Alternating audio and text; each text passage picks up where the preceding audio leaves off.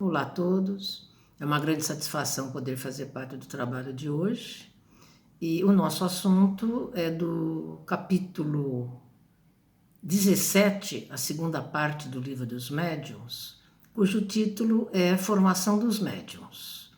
Então, este capítulo está subdividido em 3 itens, que é o desenvolvimento da mediunidade, mudança de caligrafia, perda e suspensão da mediunidade.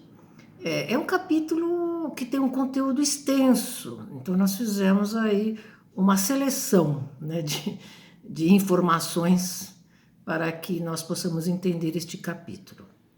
Apesar do título ser Formação dos Médiuns, o foco do capítulo é sobre a psicografia.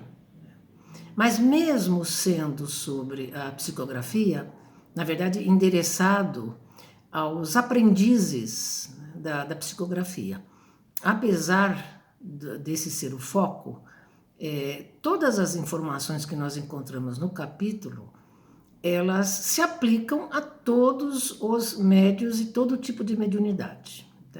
Então, então nós vamos encontrar, né, no desenvolvimento da mediunidade, as informações que nós temos são recomendações de uma série de orientações para os médiums aprendizes ou os aspirantes à psicografia. Então, são uma série de informações, orientações, e a primeira delas é que a única forma de se saber se o médium tem habilidade para a psicografia é através da experimentação do exercício, né? Que não existe uma outra forma de se descobrir esta habilidade. E ele fala que a prática ela é muito simples, no caso da psicografia, né? Porque o que é necessário? Lápis ou caneta, um papel, que o médium se sente numa posição para escrever, faça uma evocação e não oferecer nenhuma resistência se a mão começar a se movimentar, a ser arrastada no movimento de escrita. Que não coloque nenhum tipo de obstáculo, deixar a mão livre e, se vier um impulso, começar a escrever. Então, esse, de uma maneira básica, são as primeiras informações. Mas acho que vale a pena nós lembrarmos do seguinte: esse capítulo ele é rico de detalhes, porque Allan Kardec ele faz uma descrição de todo esse processo de aprendizagem em relação à psicografia. Mas vale lembrar, né, que eram cientistas, experimentadores, eram grupos pequenos que estavam estudando toda a questão da mediunidade, né? Então um grupo, vamos dizer, um grupo seleto, né, de estudiosos em relação ao assunto. Então essas informações são a época de Kardec. Então vale a pena nós lembrarmos que o estudo da mediunidade, o aprofundamento da mediunidade sofreu uma grande evolução, uma grande transformação. Então, hoje, na época de Kardec, não existiam muitos centros espíritas ou cursos de mediunidade, cursos para psicografia. O que existiam eram grandes estudiosos que estavam no começo do entendimento em relação à mediunidade e todos os seus tipos, né? E toda a sua riqueza, inclusive. Então, vale a pena nós lembrarmos que a prática, o estudo e a prática da mediunidade, ela sofreu um grande avanço. Então, hoje nós temos uma forma de estudo e de prática bem mais estruturado do que na época de Kardec, né? Vale a pena nós lembrarmos disso. É claro que todas as recomendações deles, as mais importantes, é claro que se aplicam até a atualidade. E então vamos só esse lembrete, lembrarmos da época em que Kardec estava fazendo todo esse estudo e trazendo todas as suas descobertas em relação à mediunidade. Então a primeira questão, né? Atualmente, como exercitar, como experimentar se o médium tem habilidade para a psicografia? Então a primeira recomendação atualizada, né? Já que nós não somos um grupo seleto de estudiosos, cientistas intelectuais, né, como na época de Kardec, somos todos aprendizes, né? Então a grande recomendação é que esta prática seja iniciada no centro espírita, no grupo espírita, através de um curso, né, bem estruturado, que seja orientado por coordenadores, médiuns experientes, que possam dar todas as instruções para os aprendizes, para os aspirantes à psicografia. E, principalmente, acompanhar o processo, porque é isso que acontece no curso de psicografia. O monitor, os coordenadores acompanham todo o processo de desenvolvimento da prática. E não só isso, mas os orientadores, eles passam todas as informações, as armadilhas que podem acontecer com o médium aprendiz ainda inexperiente em relação a essa prática, em relação a esse contato com os espíritos comunicantes. Então ele vai fornecendo ao longo do curso todas as orientações que são necessárias para que se tenha êxito no desenvolvimento da psicografia. Então, importantíssimo que seja feito em grupo, no centro espírita, né, e após terminar o curso de psicografia, que o médium, né, já desenvolvido, possa fazer parte de grupos bem estruturados para manter, né, a prática, o desenvolvimento da psicografia, mas em grupos estruturados, com seriedade, que possam promover a continuidade do desenvolvimento da prática da psicografia. Então, são recomendações importantíssimas, né? Nesse começo, o aprendiz pode ficar muito encantado, né? Recebe uma mensagem. Então, ele fica, né, todo honrado, receber uma mensagem de um espírito, né? E aí precisa se tomar uma série de cuidados nesse princípio, né? Para que ele não se torne, para que o médium, né, o aspirante, não se torne sujeito, né, a algumas armadilhas que podem acontecer no contato com os espíritos comunicantes, que nem sempre são espíritos evoluídos, né, que pode acontecer nesse exercício de desenvolvimento da psicografia, uma série, né, de comunicações que podem envolver o médium aprendiz e pode fazer com que ele tenha uma série de entendimentos equivocados em relação às mensagens. Então, esse acompanhamento dos coordenadores é muito importante. Então, para a segurança, porque quando o desenvolvimento, e aí qualquer tipo de mediunidade, quando esta prática é realizada num grupo, né, forma-se um coletivo. No grupo existe mais segurança, proteção. Então, os médiums, os coordenadores, né, já têm uma sustentação, que é o conhecimento e a sustentação da equipe espiritual. Então, um grupo bem formado, um grupo sério, ele traz segurança, traz seriedade e, mais ainda, sintoniza com mais facilidade com a equipe espiritual que irá coordenar todo o trabalho de psicografia, porque a equipe espiritual acompanha os espíritos comunicantes no momento da psicografia. Então, é por isso que é tão importante esse trabalho ser desenvolvido e praticado num grupo bem estruturado, com uma boa formação, para que haja êxito e, principalmente, segurança nesse trabalho da psicografia, né? Então, o que acontece aí? O que seria importante na postura do aprendiz, né? do médium aspirante, né? A primeira questão, na verdade, são informações que todos nós já, de alguma maneira, já entramos em contato.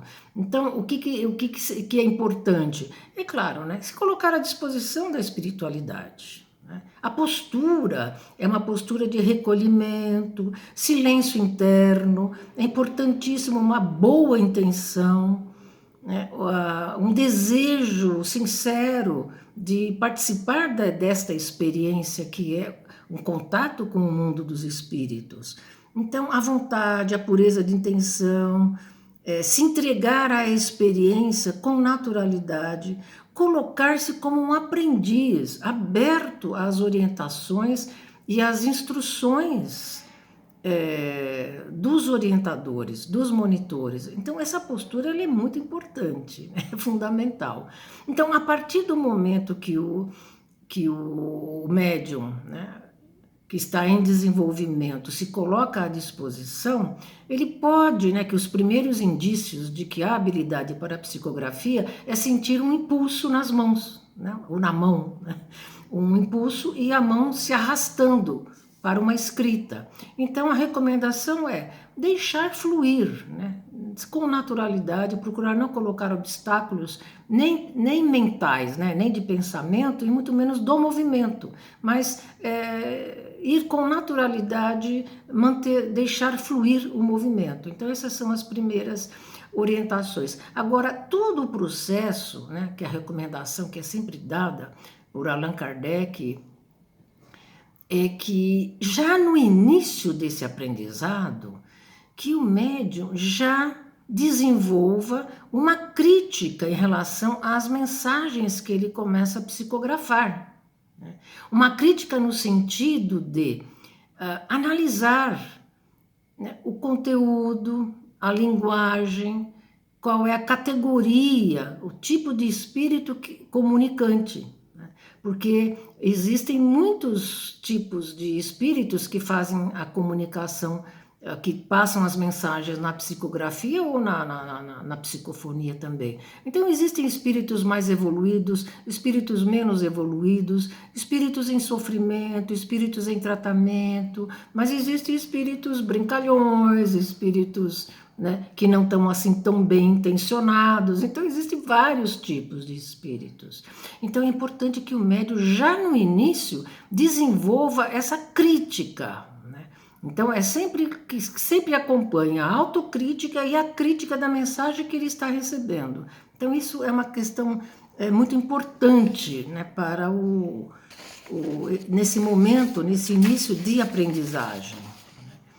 E, então, o que mais? Estar sempre alerta, avaliando o processo de aprendizagem. Então, é importante, né, essa questão do aprendiz estar se autoanalisando, entendendo todo o processo, todo o conhecimento, o estudo e a prática. Sempre procurar entender essa aliança que existe entre o estudo da mediunidade e a prática da mediunidade.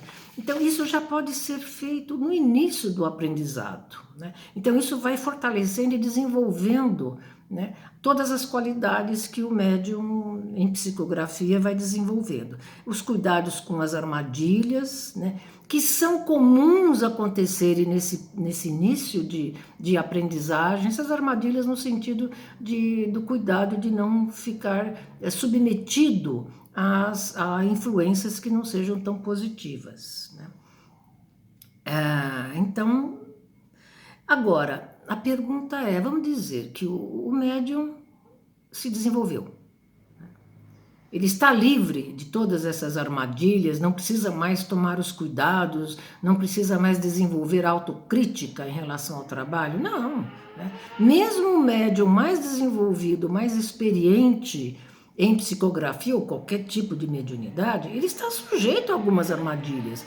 Então, recomenda-se que ele sempre se mantenha numa autoavaliação, né, numa análise crítica de todo o processo, das mensagens, do estudo, da sua postura. Então, são questões fundamentais.